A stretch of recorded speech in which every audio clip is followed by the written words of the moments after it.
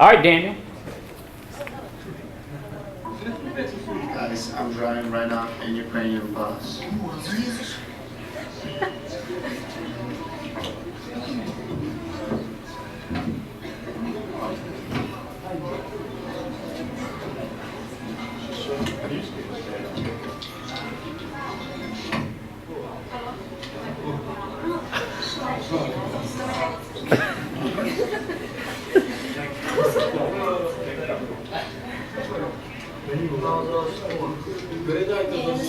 Rich people.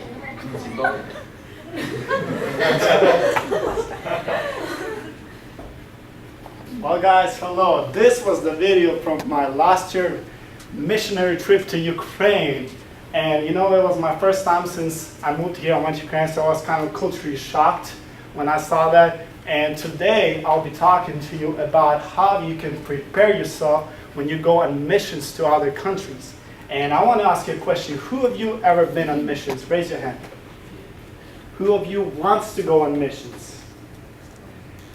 I mean, a lot of you have been on missions, a lot of you wants to go on missions, and today I'll be talking about how you can prepare yourself to go on missions overseas or to other countries. You know, we can do missions in our city, we can do missions everywhere, but today I'll be specifically talking about how to prepare yourself for missions. And I'll be bringing some examples of what I did on missions. Last year, I went to Ukraine last year for 1 month to be on missions, and I stayed there for 6. So I have some experience I'm excited to share with you guys. How to prepare for a mission trip. Since a lot of you said that you want to go on missions or been on missions, that's already a plus. And the first thing you should do when you want to go on missions is to learn.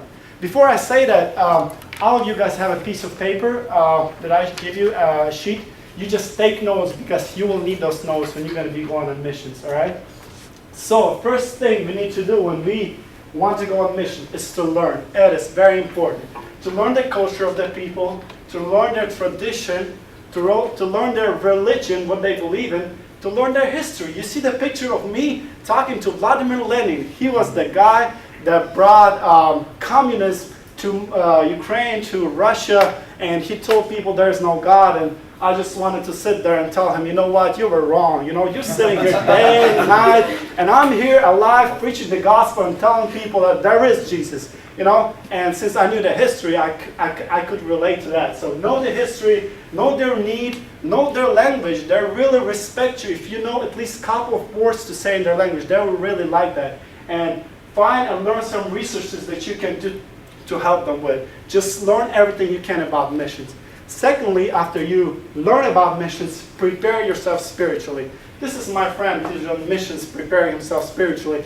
But I think it's very important to prepare yourself spiritually before you go on missions.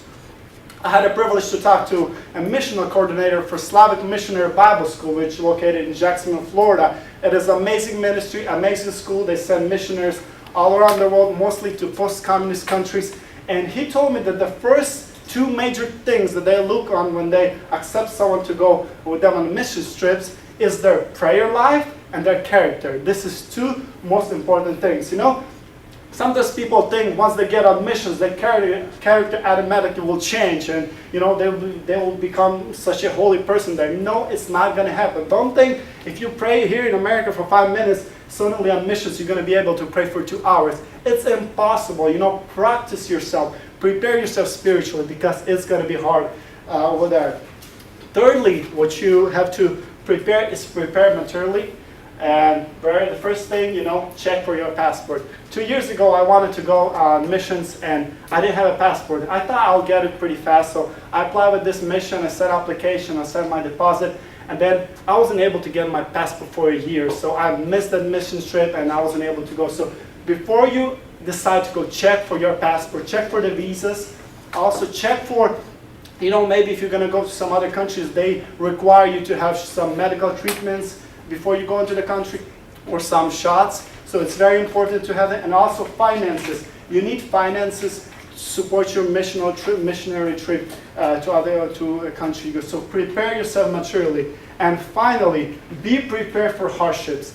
It is not going to be easy on missions. And first of all, living conditions is going to be hard. You see here, this is our shower. That's where we had to take a shower for all of my mission trip. You know, you just have to pour the water in the inside of here and just take a shower, basically outside like this. You know, it was not easy. You know, you have to wash your clothes with your hands. You know, you have to work physically a lot. You know, it will be hard. And we also, it's going to be spiritual war. You know, devil doesn't like that you come on his territory and preach the gospel, so he will attack you in any ways. And also there will be persecutions. Jesus said, they persecuted me, so they will persecute you too. So be prepared for hardships. It's not going to be easy. So just remember these 4 steps to prepare you for missions. First, learn all you can.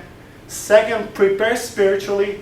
Thirdly, prepare materially. And fourthly, be prepared for the hardships. And I just want to say at the last what our Savior Jesus Christ said. Jesus said, go and make disciples of all the nations. So guys, go and be prepared and then go on missions. Thank you.